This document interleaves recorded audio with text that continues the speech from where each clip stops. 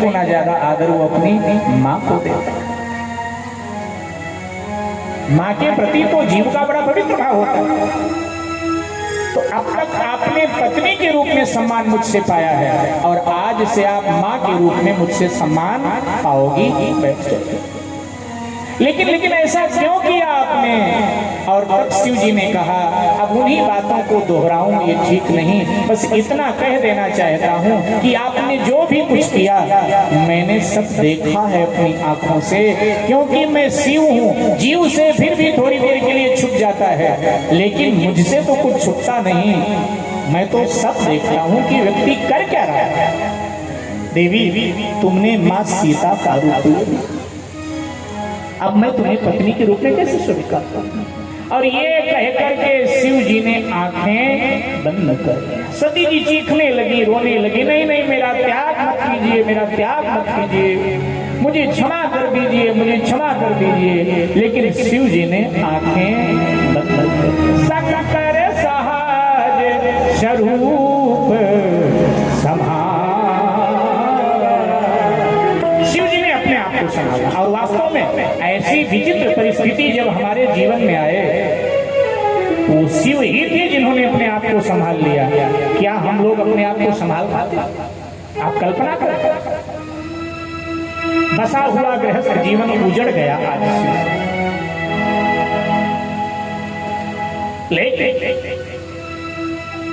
ध्यान दीजिए, जब गृहस्थ हरा भरा था तो भी शिव जी ने अपने को भगवान से जोड़ रखा था। कथा सुनने गए, लौटे, रास्ते में विचित्र घटना घट गई। पत्नी ने बात नहीं मानी और उनके आराध्य की प्रभु श्री राम की परीक्षा लेने चली। तब शिव जी ने क्या किया? तो आपने सुना कि अस कही लगे जपन हरिनाम, तो भी हरिनाम जपने लगे।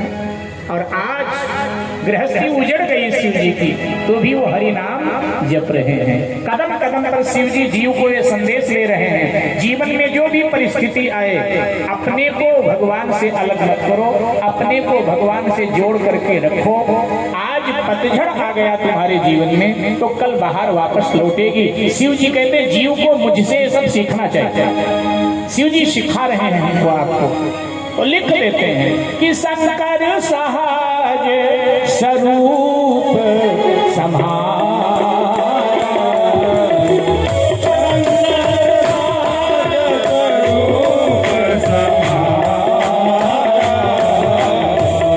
लागी समाधि अखंड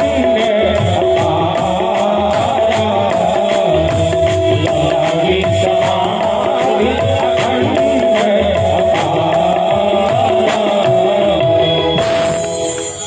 शंकर सहज स्वरूप संहारा, अब लागी समाधि अखंड, अखंड समाधि में भगवान शंकर श्री राम कहते ही समाधि लग गई भगवान शंकर।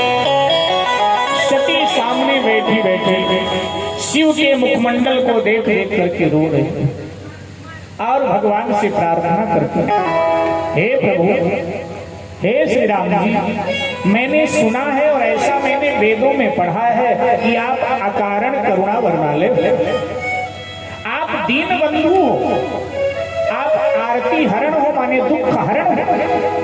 मुझ जैसा कोई दीन नहीं, मुझ जैसा कोई दुखी नहीं, क्योंकि मेरे पति ने मेरा त्याग कर दिया है। और पति परित्यागता नारी का दुख सबसे बड़ा। तो मैं दुखी भी हूं, मैं दीन भी हूं। मेरे दुख का हरण करें, अपने नाम की महिमा को सार्थक करें, मेरी दीनता का हरण करें। मेरे पति के हृदय में बैठकर आप उन्हें प्रेरित करें कि वो मुझे पुनः स्वीकार कर।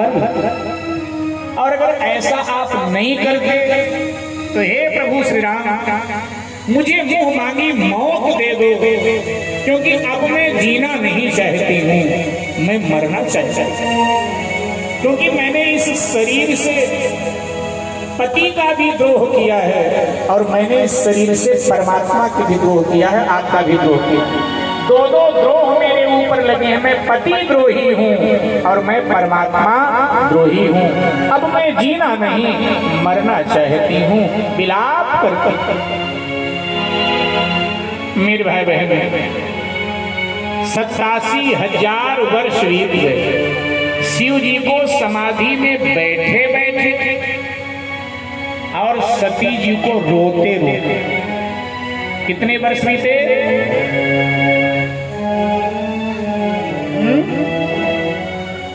कितने वर्ष बीते? थोड़ा जोर से बोलो।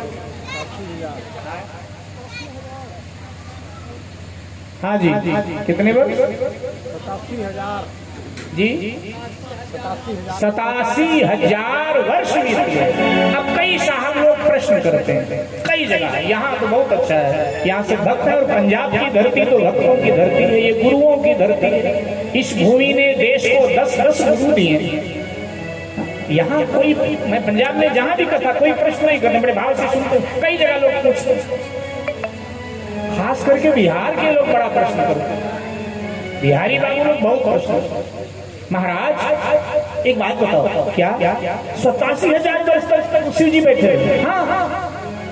आश्चर्य क्यों करते हो? क्योंकि शिव जी अविनाशी हैं भैया, उनका ना जन्म ना मरण। तो 87,000 क्या तो 87 करोड़ वर्ष तक बैठे रह सकते। हाँ, अगर हमारे आपके लिए बोला जाता तो फिर आश्चर्य करना चाहिए। तो हम लोग तो 87 दिन नहीं, अरे 87 मिनट भी नहीं बैठ सकते हैं साहब। लेकिन ये 87,000 बीते संवत सहस 87 बीते संवत सहस 87 बीते संवत सहस 87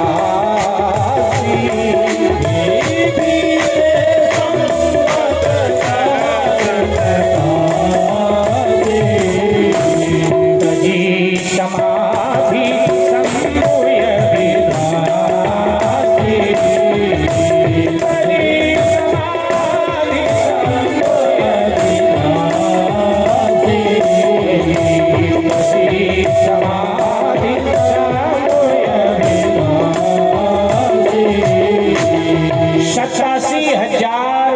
बीती।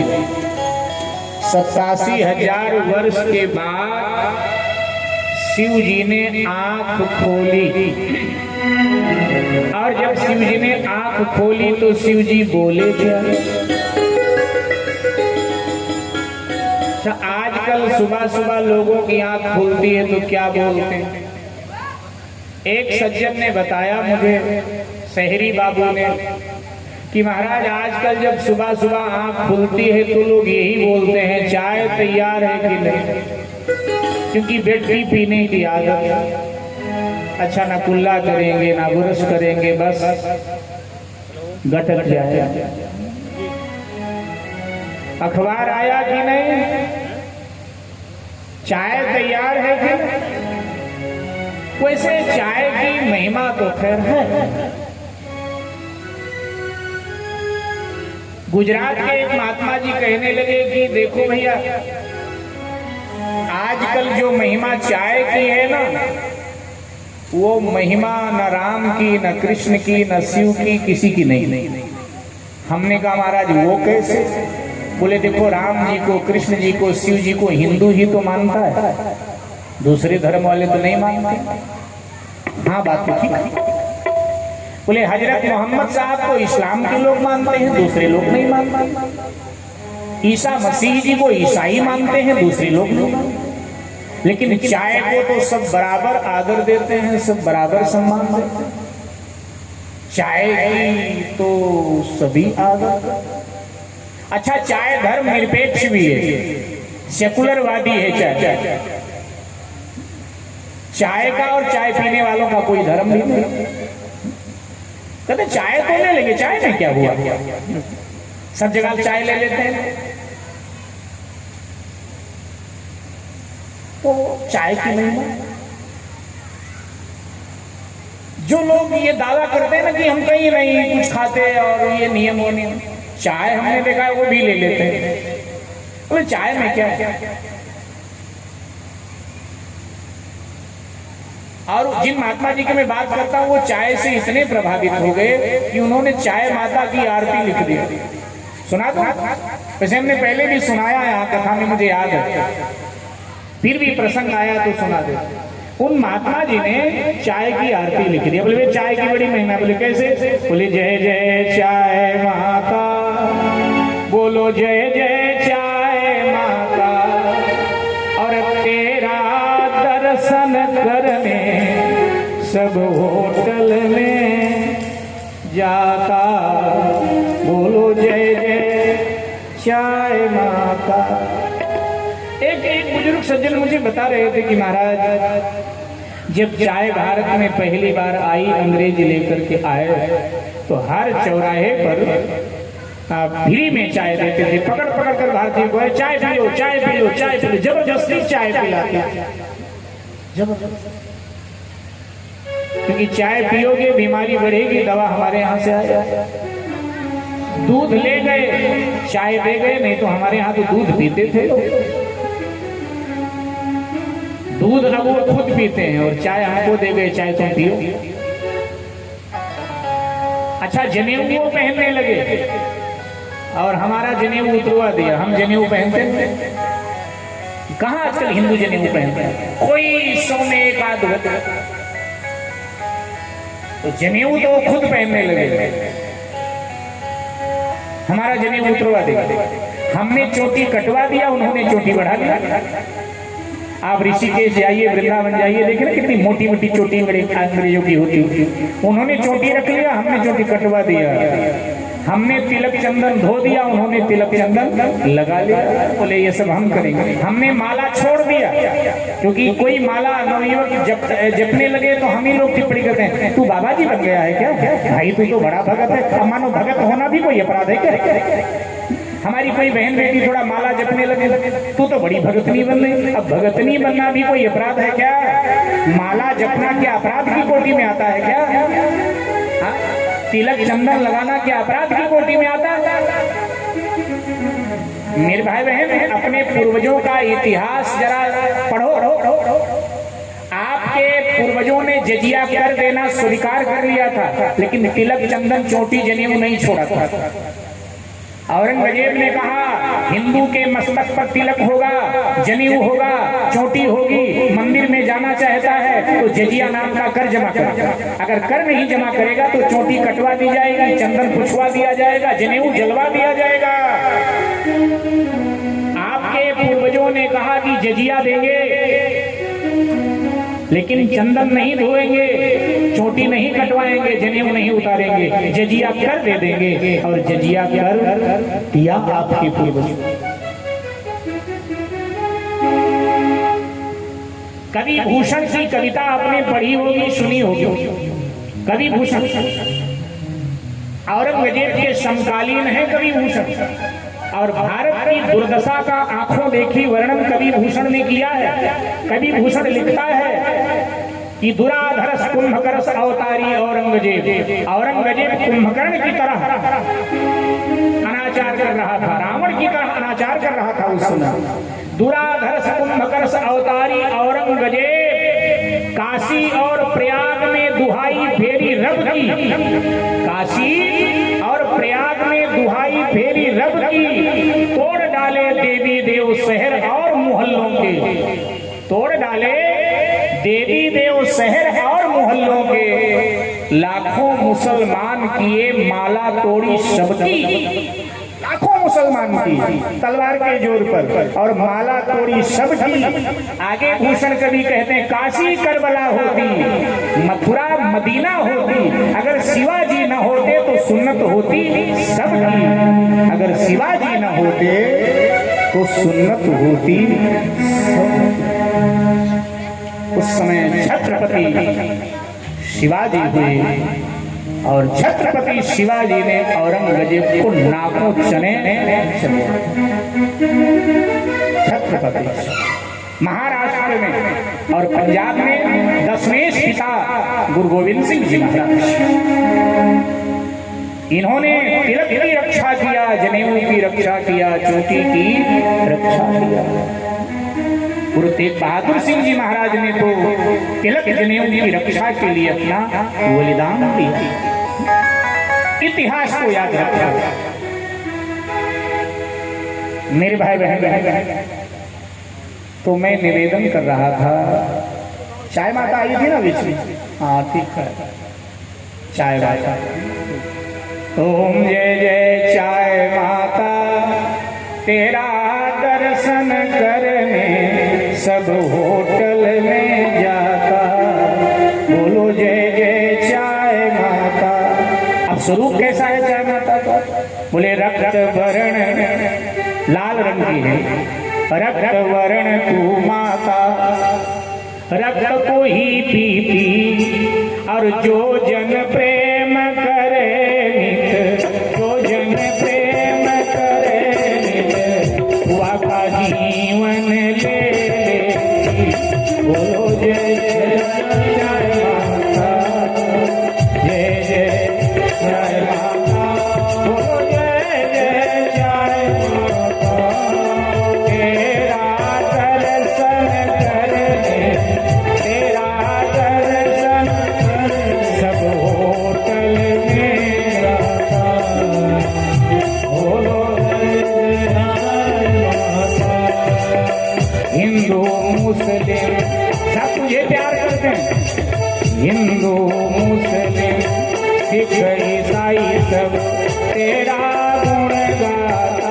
मैया तेरा गुण गाता, तेरे बिना हर व्यक्ति चैन नहीं पाता। ओ जय जय जय माता। हिंदू मुस्लिम सिख ईसाई सब तुझे प्यार करते हैं, और तू ना मिले तो लोग बेचैन हो जाते हैं। कई लोग कहते हैं ना, भोजन ना मिले कोई बात नहीं 2 दिन, लेकिन थोड़ी थोड़ी चाय मिलती है। अच्छा, कईयों को चाय ना मिले तो कहने लगते हैं कि सर में दर्द हो रहा है। क्यों? बोले बड़ी देर हुई चाय नहीं। अब बड़ी लंबी आरती, कौन आरती गाए कथा पूरी करने में? आरती का श्रुति फल बता देते हैं। हर आरती के बाद में जो अंतिम पंक्ति होती है आरती की, उसमें श्रुति फल लिखा रहता है। जैसे गाते हो ना, माता जी की आरती करते हो तो नीचे लिखा रहता है, ये अम्बे जी की आरती जो कोई नर गावे, कहत शिवानंद स्वामी सुख संपत्ति पावे। आरती का श्रुति फल, इसका फल क्या है लिखा होता है। चाय माता की आरती का श्रुति फल क्या है? तो गुजराती महात्मा जी लिखते हैं कि चाय माता जी की आरती जो कोई नर गाता, भैया जो कोई नर गाता, थोड़े समय में व्यक्ति, अल्प समय में व्यक्ति वैकुंठ जाता। ओ जय जय। थोड़े समय में जो चाय से बहुत प्यार करता है, सारा दिन सुबह उठे तब से चाय चाय चाय, खाली पेट ही चालू होगा चाय चाय चाय। अब ज्यादा चाय का स्वाद जो लेते हैं तो डॉक्टर भी कहते हैं कि किडनी की प्रॉब्लम और न जाने कितनी कितनी प्रॉब्लम चाय से हो जाती है, और थोड़े समय में वैकुंठ में पहुंच जाता है। दुनिया जब जागती है सुबह सुबह तो बोलती चाय तैयार की नहीं, लेकिन शिव जी जागे तो क्या बोले?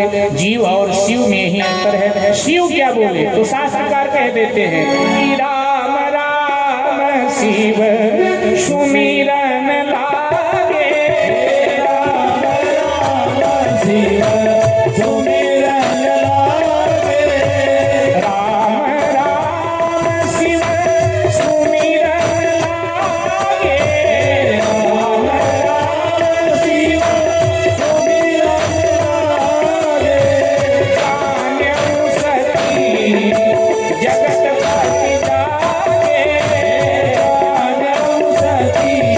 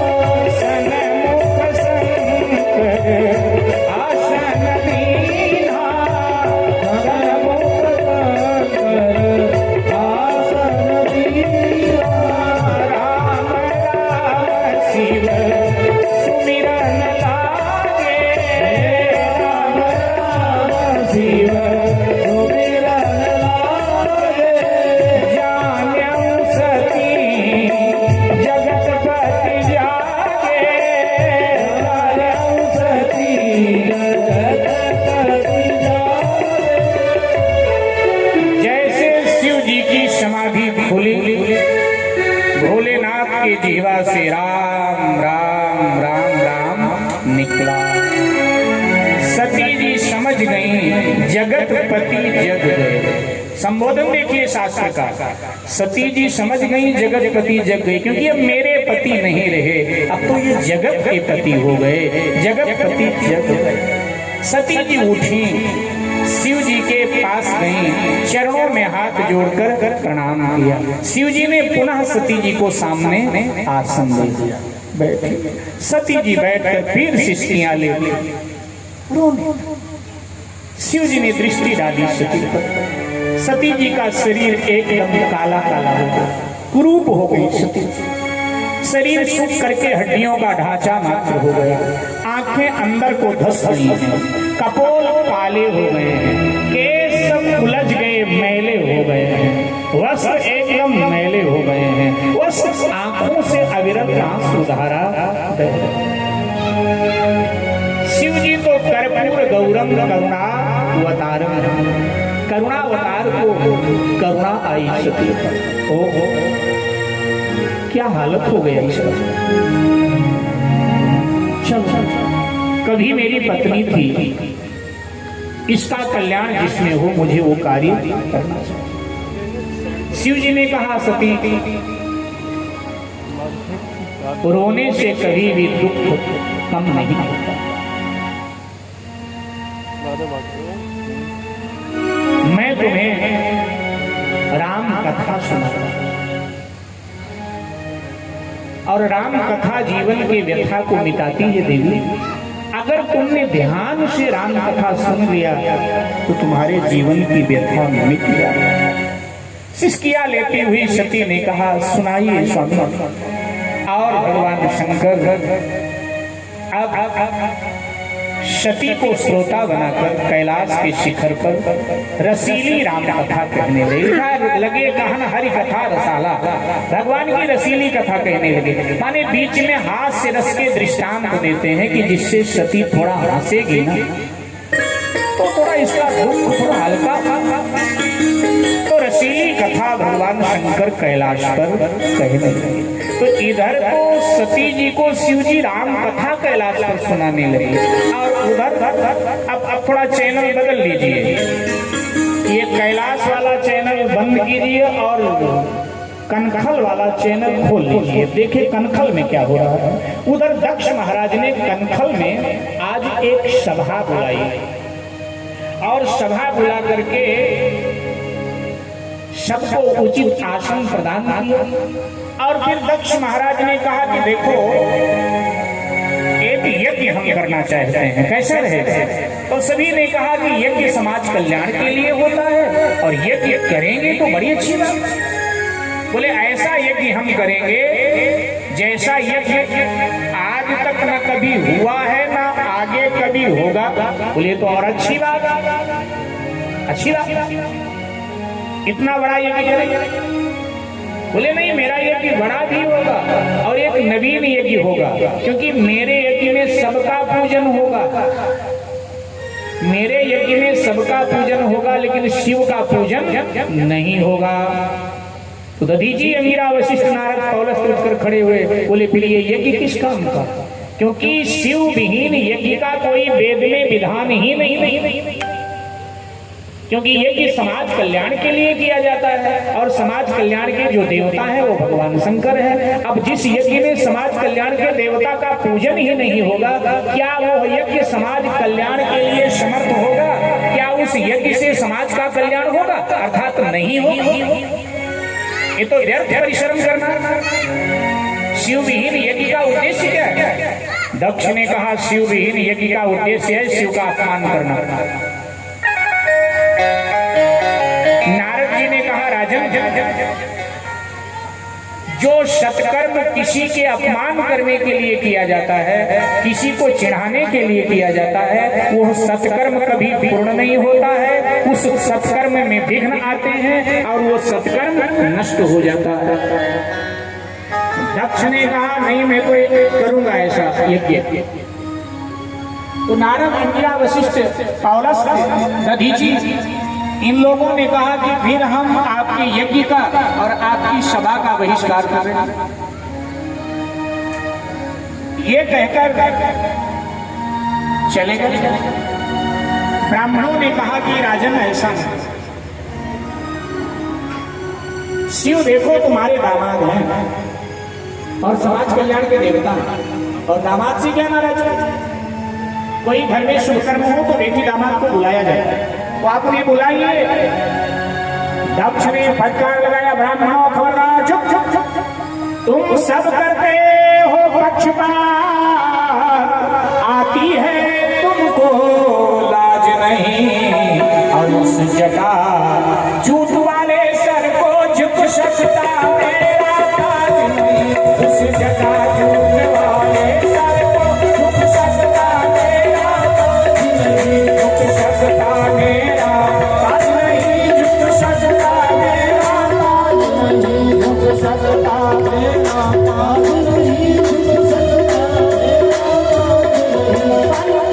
है उस दिन से मन में, जीवन में कभी न संभलेगा, जीवन में कभी न संभलेगा, जीवन में कभी न संभलेगा।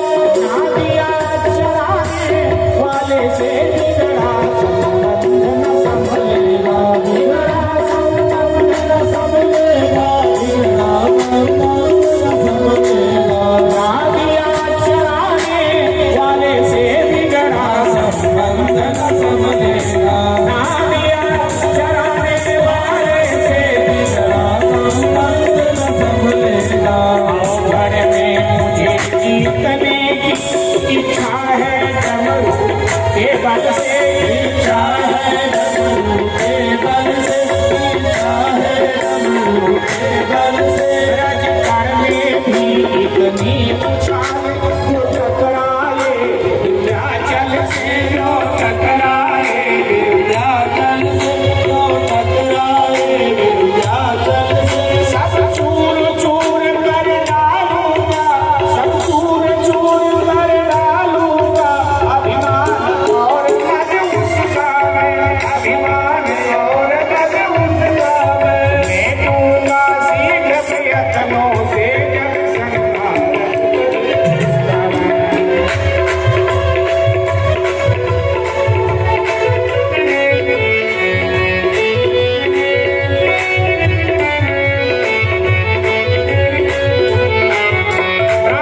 खबरदार, चुप चुप चुप, तुम सब पक्षपात कर रहे हो।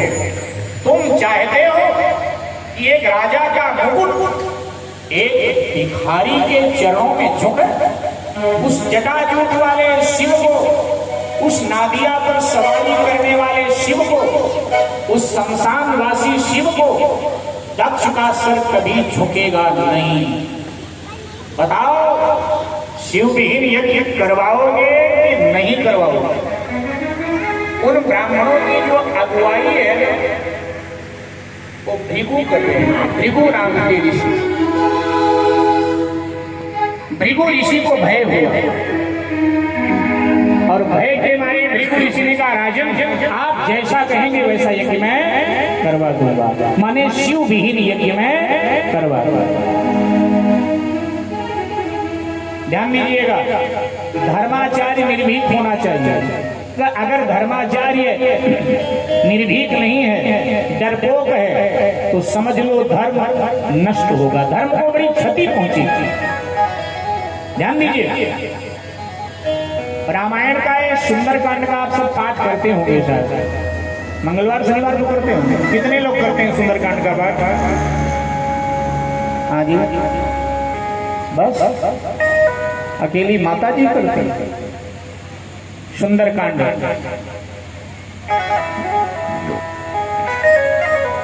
अब ये भविष्य के लिए कुछ अच्छा संकेत तो नहीं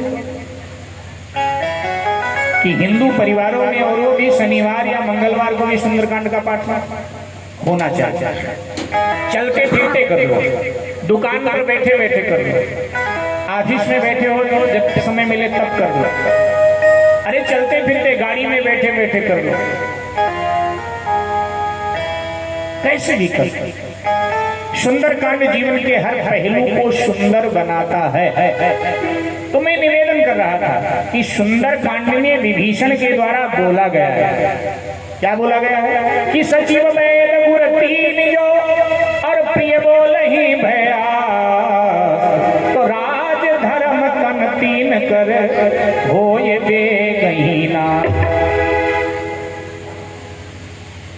अच्छा, आजकल तो सुंदरकांड की पोथी भी आपको खोजने की जरूरत है, आपकी मुट्ठी में सब कुछ तो है, आपकी मुट्ठी में ही है, वेद पुराण सब कुछ आपकी मुट्ठी में है।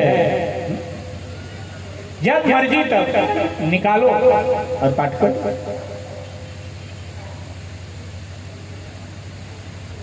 अच्छा चलो, आप बहुत व्यस्त हैं, बिल्कुल समय है ही नहीं आपके पास भगवान के।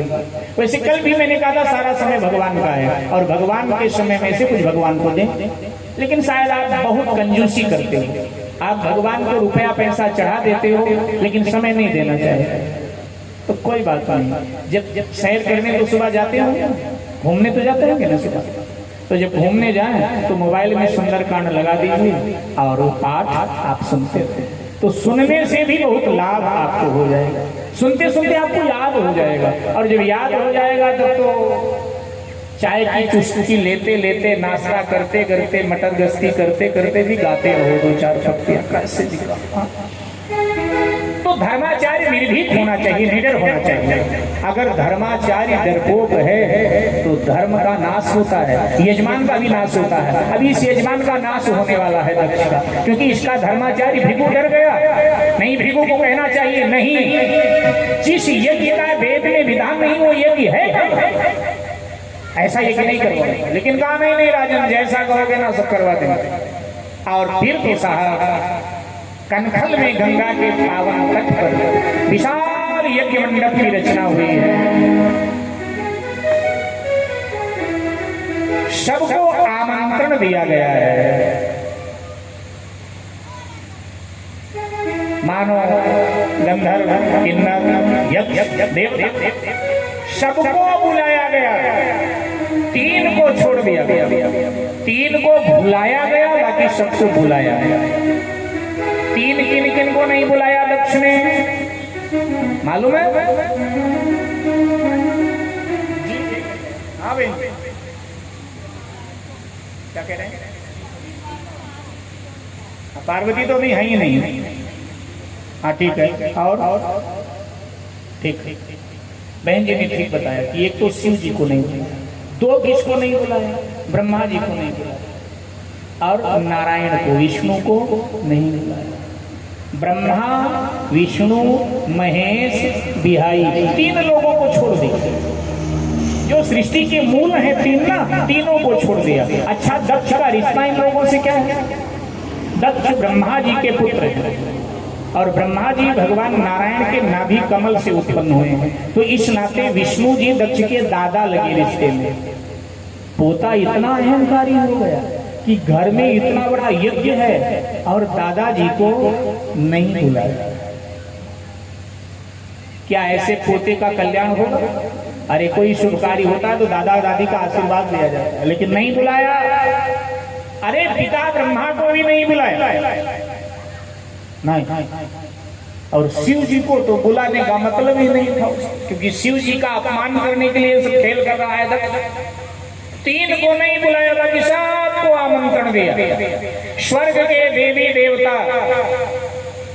अपने अपने विमानों में बैठकर मांगलिक परिधान धारण करके सब स्वर्ग से कनखल की ओर जा रहे हैं। स्वर्ग की देवियां मंगल गीत गा रही हैं, मधुर गीत गा रही हैं। अच्छा, ये लोग विमान उड़ाते कहां से हैं?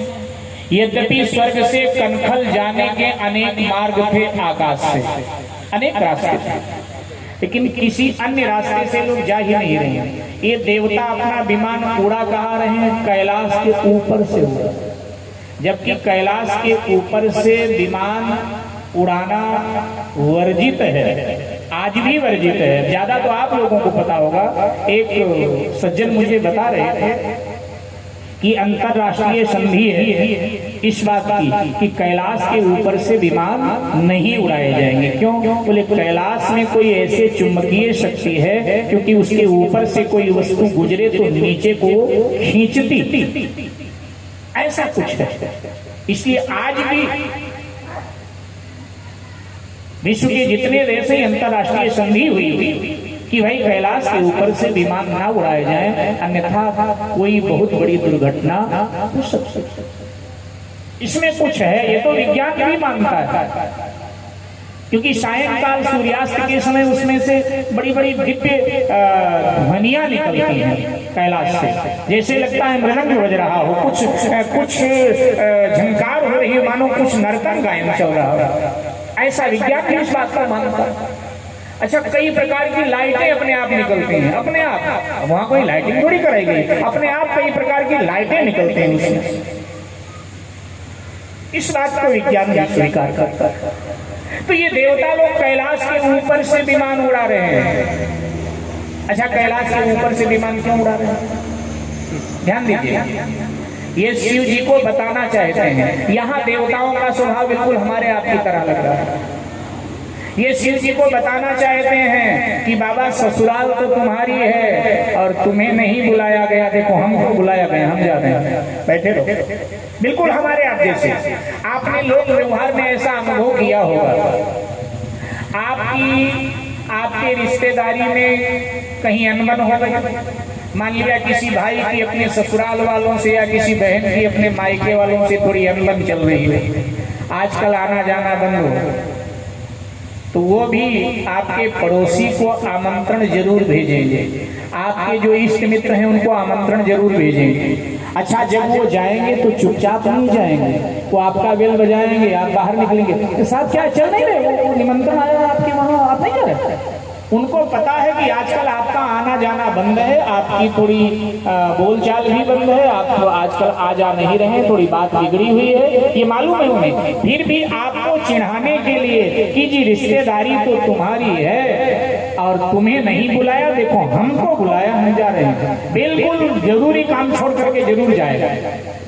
तो यहाँ देवता भी हमारे आप जैसे लग रहे हैं। देवता लोग जानबूझ करके कैलाश के ऊपर से विमान उड़ा रहे हैं शिव जी को बताने के लिए, सती जी को बताने के लिए कि भाई ससुराल तुम्हारी, मायका तुम्हारा, और तुम दोनों को पूछा नहीं, बुलाया नहीं, हमको बुलाया, देखो हम जा रहे हैं। विमान कैलाश के ऊपर से गुजरे और जब विमानों की गड़गड़ाहट सती जी के कान में पड़ी तो एकदम से सती जी का ध्यान भंग।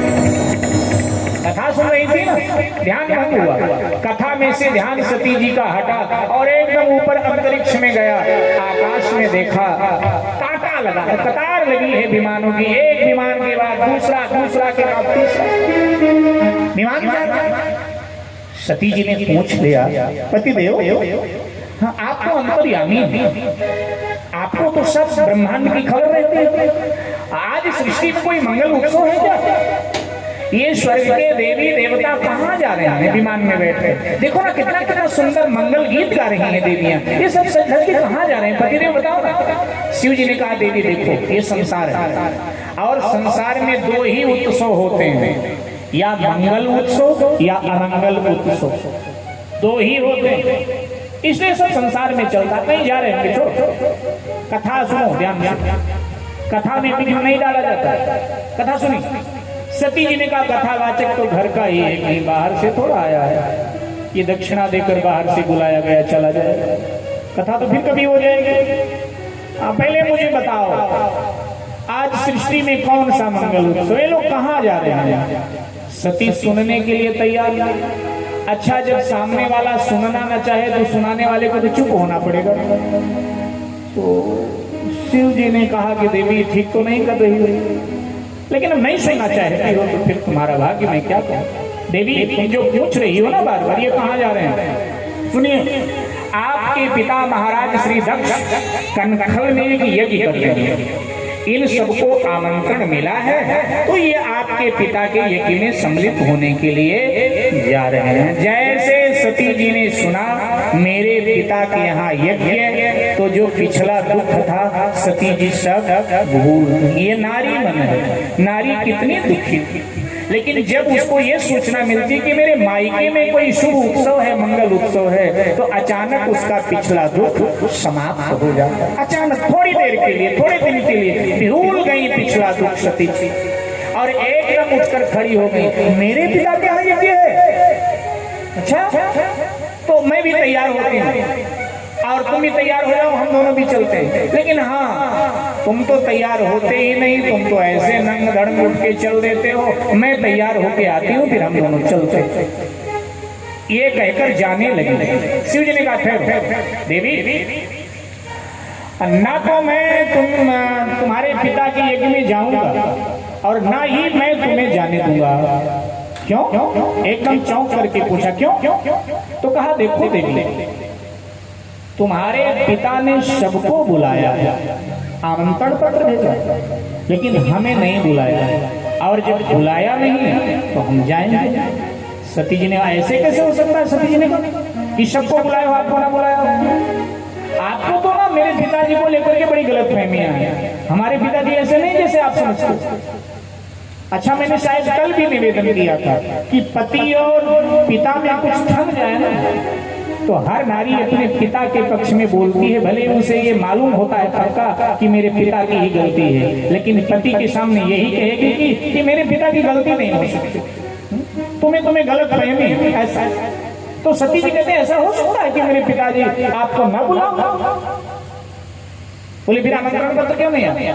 बोले आमंत्रण पत्र मेरे पिता ने जरूर भेजा होगा, या तो मंत्रियों ने पता लिखने में कहीं गड़बड़ी कर दिया होगा, गलती हो गई होगी, अथवा सेवकों ने पहुंचाने में गलती किया होगा। मेरे पिता ऐसा हो नहीं सकता कि आपको न बुलाओ, हमें न बुलाओ।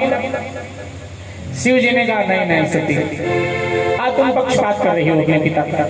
नहीं, तुम्हारे पिता ने यह यज्ञ मेरा अपमान करने के लिए ही रचाया है। इस यज्ञ का उद्देश्य मेरा अपमान करना। उन्होंने जानबूझकर हमें नहीं बुलाया है, और जब हमें बुलाया नहीं तो हम जाएंगे। और जब पति के अपमान के लिए उन्होंने यज्ञ रचाया है, तो जहां आपके पति का अपमान हो आपको भी जाना नहीं चाहिए। इसलिए अब ना मैं जाऊंगा और ना मैं तुम्हें जाने दूंगा। सती जी ने कहा देखो महाराज, आप जाओ ना जाओ आपकी इच्छा, मैं जरूर जाऊंगा। नहीं बुलाया तो क्या हुआ? क्या कोई संतान बिना बुलाए अपने माता पिता के यहाँ नहीं जा सकता? सती जी ने प्रश्न किया। शिव जी ने कहा बिल्कुल जा सकता।